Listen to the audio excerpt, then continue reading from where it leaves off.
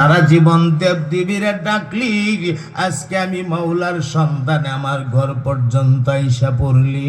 যাওয়ার আগে যখন ডাকটা মারলে ওই, তাহলে শুন রে বান্দা শুন, দৌড়াইয়া তুই বাড়িতে যা, গিয়ে দেখ আমি আল্লাহ একদিন দুই দিনের জন্য না, যতদিন তোর মেয়েটা পৃথিবীতে বাঁচবে বাকি জিন্দেগির জন্য আমি আল্লাহ তোর মেয়েটারে ভালো করে দিয়েছি। আমার মোহতারাম দোস্ত,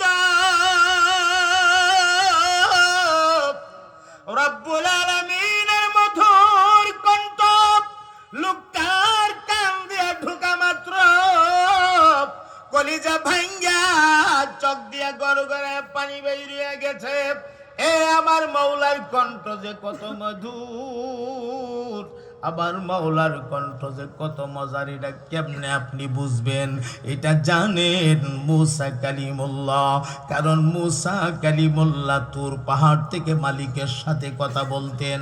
মুসা কথা কইলে আমার মাওলা শুনতেন, আবার মাওলা কথা কইলে মুসা কালিমুল্লাহর কান দিয়া ঢুকত। অতএব আমার মুসা কালিমুল্লাহ জানতেন আমার মাওলা পাকের কণ্ঠ যে কত মধু।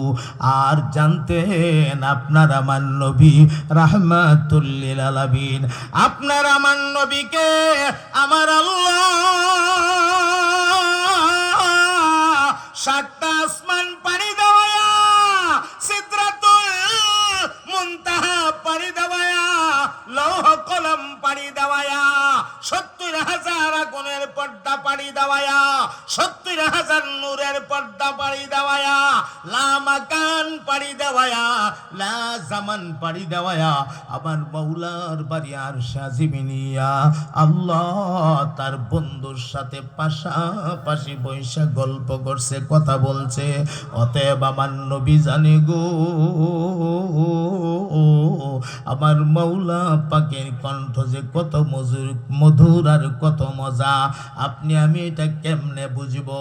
আমার মুহতারাম ভাইরা, লোকটার কান দিয়া রব্বুল আলামিনের কণ্ঠের আওয়াজ ঢুইকা গেছে। এমনি লোকটা গড়গড় করে দুই চোখ দিয়া পানি বাইরে গেছে। বাড়ির দিকে যা বিনা বিনা কান্দে আর কয়, হায় হায় রে, জীবনটা কয় কাটায়া দিলাম। সারাটা জীবন আমি দেবদেবীরে ডাকলাম, এত ডাকলাম, এত পূজা দিলাম, আজকে এত অনুনয় বিনয় করলাম, একটা বার আমার ডাকে জবাব দিল না। আজকে কোন মালিকের কাছে গেলাম গো, মালিকের ডাক দিতে দেরি হলো, আর মালিক আমার ডাকে জবাব দিতে দেরি হলো না। এইভাবে কানতে কানতে বাড়ির দিকে চলছে। আর ওই দিকে মেয়েটা যেন মনে হয় হঠাৎ করে আগুনের মধ্যে পানি ঢেলে দেওয়া হয়েছে। মেয়েটা একদম পরিপূর্ণ সুস্থ হয়ে গেছে। আমার ভাইয়েরা, দুর্বলতা, দীর্ঘ দিনের ব্যথা থাকার কারণে শারীরিক দুর্বলতা থাকার কথা, এই দুর্বলতাও মেয়েটার শরীরে নাই। এখন মেয়েটা হঠাৎ সুস্থ হয়ে ওইটা বসছে, বৈশা আবার দাঁড়াইছে। দাঁড়ায় দাঁড়ায় চিন্তা করে, আজকে দিয়ে আমার আব্বা যাওয়ার সময় আমারে কয়া গেল, মারে আজকে নতুন একটা ডাক্তারের কাছে যাইতেছি। আজকে আমার আব্বা কোন ডাক্তারের কাছে গেল, ডাক্তারও আইলো না, আব্বাও আসলো না, আমি দি ভালো হয়ে গেলাম। এখন মেয়েটা আব্বার সন্ধানে গেট দিয়ে আস্তে আস্তে বের হতে লাগছে। এমন সময় আব্বা আয়েশা গেটের সামনে বাপ বিটি দুইজনের মোলাকাত হয়ে গেছে। আব্বা তাকায় দেখে মেয়েটা পরিপূর্ণ সুস্থ, পরিপূর্ণ সুস্থ। আব্বা শুধু একটা প্রশ্নই করছিলেন, মা রে, আবারে বল রে মা, তোর পেটটার মধ্যে কি কোনো ব্যথা আছে? তখন মেয়েটা বললেন, আব্বা ব্যথা নাই, ব্যথা নাই, শুধু ব্যথা নাই এমন না আব্বা গো, দীর্ঘদিনের ব্যথার কারণে শরীরটা যে দুর্বল হয়েছিল, আমার দুর্বল ভাবটাও নাই। আমি আগের মতো একদম সবল হয়ে গেছি, আমি পরিপূর্ণ সুস্থ। মেয়েটার কথা শুননা আব্বা কোনো কথা কয় না, ফুফায়া ফুফায়া কান্দে, গরম গরম শ্বাস পালা, আর দুই চোখ দিয়ে গড়গড়ায়া পানি পরে, কোনো কথা কয় না। এমন সময় মেয়েটা ডাক দিয়া কয়, আব্বা গো আমি সুস্থ হয়েছি, আপনি তো আনন্দ পাওয়ার কথা, আপনি কাঁদেন কেন? কান্নার কারণটা কি? আপনি না বলেছিলেন আজকে নতুন এক ডাক্তারের কাছে যাবেন, আজকে কেমন ডাক্তারের কাছে আপনি গেলেন গো আব্বা? যেই ডাক্তার আমার একটা ইনজেকশন পুশিং করা লাগলো না, যেই ডাক্তার আমার একটা ট্যাবলেট খাওয়ানোর প্রয়োজন হলো না, যেই ডাক্তার আমার একটা ক্যাপসুল খাওয়ানোর প্রয়োজন হলো না, এমনকি ডাক্তার আমারে দেখারও প্রয়োজন হলো না, আমি ভালো হয়ে গেলাম। হ্যাঁ আমার আব্বা দয়া করে বলেন না আপনি কোন ডাক্তারের কাছে গিয়েছিলেন? আব্বা আফসোসের কারণে কথাই বলতে পারে না, শুধু কান্দে আর কান্দে। মেয়েটা নিজের আঁচল দিয়া আব্বার চোখের পানিগুলি মোইচা দিয়া, দেখো কান্দেন না, দয়া কইরা ডাক্তারের নামটা মারে বলেন। এমনি আব্বা ডাক দিয়া কো, এ মা এটা দুনিয়ার কোন সাধারণ ডাক্তার না রে মা, এই ডাক্তার দুনিয়ার কোন সাধারণ ডাক্তার না গো। আজকে যেই ডাক্তারের কাছে আমি গিয়েছিলাম, এই ডাক্তার হলো মুসলমানদের খোদা আল্লাহ রাব্বুল আলামিন। আমার ভাই আসেন না সবাই মিলে মহাব্বতের আওয়াজে কয়েক মর্তবা চক্ষুগুলি একদম বন্ধ কইরা দিয়া আবার মাওলার কদমে নজরটা ছাইরা দিয়া কয়েক মর্তবা ডাকি, আল্লাহ আল্লাহ আল্লাহ আল্লাহ আল্লাহ আল্লাহ আল্লাহ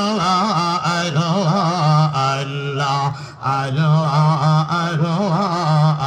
আল্লাহ আল্লাহ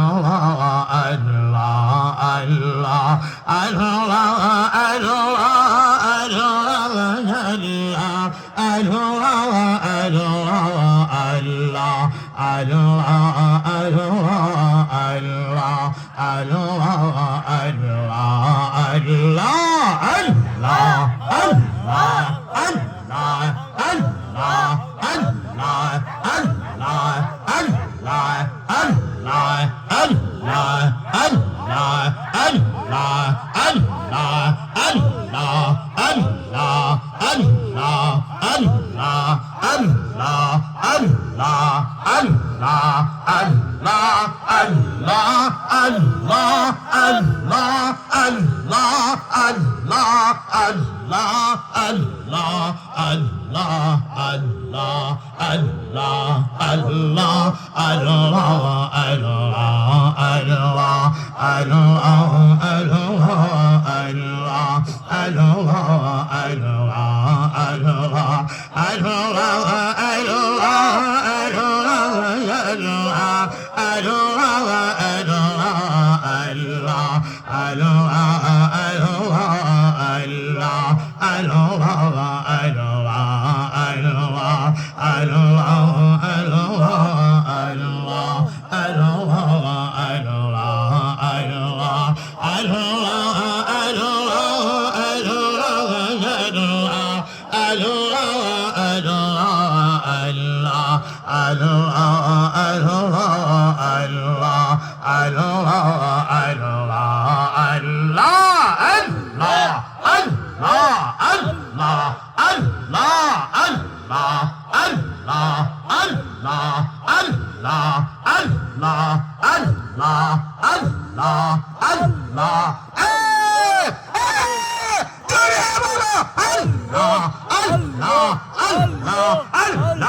আল্লাহ